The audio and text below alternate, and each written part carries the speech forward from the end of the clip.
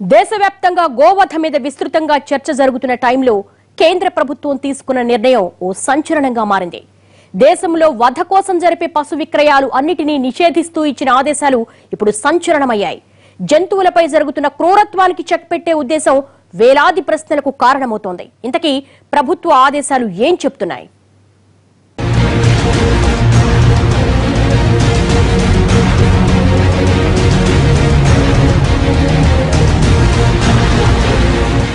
సంతలో జంతువులు కబేళాలకు అమ్మరాదు. ఆవు, గేదె, ఎద్దు, ఒంటెల అమ్మకాలపై నిషేధం.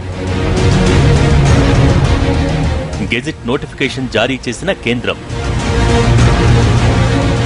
వ్యవసాయ అవసరాలకే పశువుల క్రయ విక్రయాలు.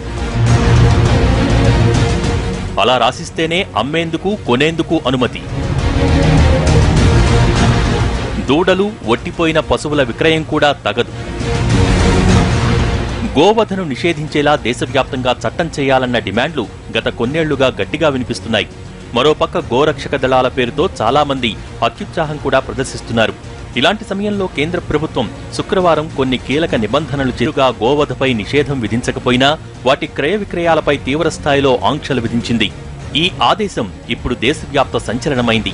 ఇప్పటివరకు దేశవ్యాప్తంగా ఉన్న లక్షలాది సంతల్లో పశువులను కొనుగోలు చేసి వాటిని నేరుగా కబేళాలకు తరలించేయటం ఇకపై కుదరదని కేంద్రం తేల్చి చెప్పేసింది.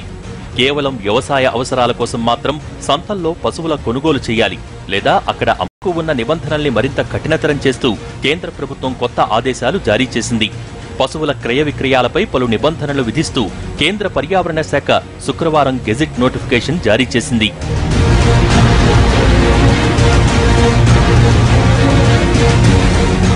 ఈ నిర్ణయం దేశవ్యాప్తంగా జంతు మాంస పరిశ్రమపై పెను ప్రభావం చూపిస్తోంది.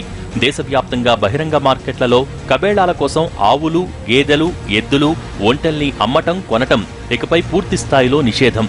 ఇందులో వయసులో ఉన్న ఆవులే కాదు, కోడెదూడల్ని కూడా చేరుస్తూ నిర్ణయం తీసుకున్నారు. జంతువుల పట్ల క్రూరత్వ నిరోధక చట్టం 2017 ప్రకారం కొత్త నిబంధనలు ఖరారు చేసి ఆదేశాలు ఇస్తున్నట్టు కేంద్ర ప్రభుత్వం ప్రకటించింది. అంతేకాదు, వీటిని తక్షణం అమల్లోకి తెస్తున్నట్టు కేంద్ర పర్యావరణ శాఖ స్పష్టం చేసింది. నిజానికి పశువధపై కేంద్ర ప్రభుత్వం ప్రత్యక్షంగా ఎలాంటి నిషేధం ఇప్పటివరకు విధించలేదు. కానీ తాజాగా విడుదల చేసిన గెజిట్ మాత్రం ఆ స్థాయిలో పశు వర్తకులపై ప్రతికూల ప్రభావం కలిగించేలా ఉందన్న అభిప్రాయాలకు తావిస్తోంది.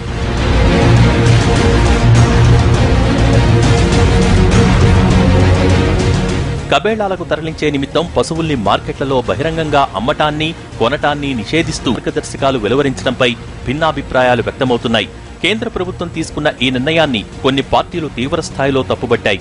మరోపక్క విశ్వ హిందూ పరిషత్ లాంటి సంస్థలు గోవధను నిషేధించాలంటే ఈ నిబంధనలు సరిపోవని, మరింత కఠిన నిబంధనలు కావాలని అభిప్రాయపడింది. ఏళ్లకేళ్లుగా సాగుతున్న జంతువధపై ఈ నిబంధనలు సరిపోవని విశ్వ హిందూ పరిషత్ వ్యాఖ్యానించింది.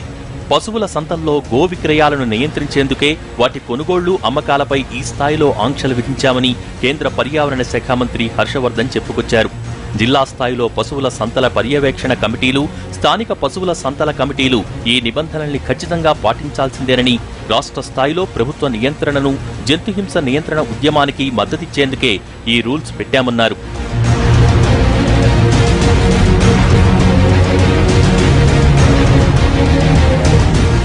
ఈ మేరకు కేంద్ర పర్యావరణ శాఖ జారీ చేసిన నోటిఫికేషన్ ప్రకారం కేవలం వ్యవసాయ అవసరాల కోసమే పశువుల్ని అమ్ముతున్నామని, కబేళాల కోసం కాదని స్పష్టం చేస్తూ అమ్మకందారు సంతకం చేసి లిఖితపూర్వక ధృవీకరణ పత్రాన్ని సమర్పించాలి.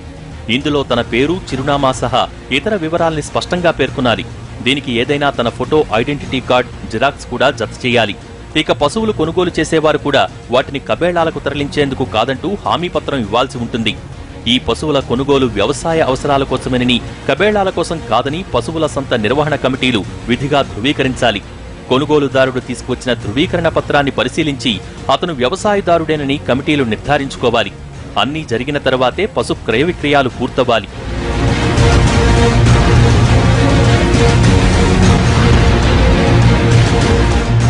ఇంతేకాదు, ఇంకా చాలా నిబంధనలు ఈ గెజిట్లో పొందుపరిచారు. ఇలా పశువుల క్రయ విక్రయాలు నిర్వహించే సంత నిర్వహణ కమిటీ విధిగా తమ దగ్గర జరిగిన క్రయ విక్రయాల రికార్డులన్నీ నిర్వహించాలి. కనీసం 6 నెలల రికార్డులు అధికారులకు అందుబాటులో ఉండాలి. సంత నిర్వహణ కమిటీ అనుమతి లేకుండా ఈ పశువుల్ని కొన్నవాళ్లు వాటిని వేరే రాష్ట్రాల్లో అమ్మకూడదు. అంతేకాదు తమ దగ్గర సంత జరిగే రోజు వచ్చిన పశువులన్నింటినీ కమిటీ సభ్యులు పూర్తిగా పరిశీలించాలి. వయస్సులో ఉన్న కోడెదూడలు, వయసు మళ్లిన పశువులు తమ సంతకు రాలేదన్న విషయాన్ని వారు నిర్ధారించిన తర్వాతే క్రయ విక్రయాలు ప్రారంభించాలి. ఒకసారి కొనుగోలు పూర్తయ్యాక ఆ పశు విక్రయానికి సంబంధించిన సర్టిఫైడ్ కాపీలు 5 తీసుకుని వాటిని లోకల్ రెవెన్యూ అధికారి, వెటర్నరీ డాక్టర్, పశువుల మార్కెట్ కమిటీకి ఒక్కో కాపీ ఇవ్వాలి. మిగిలిన 2 కాపీల్లో ఒకటి అమ్మకందారుడి దగ్గర ఉండాలి, రెండోది కొనుగోలుదారుడు తన దగ్గరే ఉంచుకోవాలి. ఇన్ని నియమ నిబంధనలు పూర్తి చేసిన తర్వాతే పశువుల అమ్మకం ప్రక్రియ పూర్తి చేయడానికి వీలుంటుంది.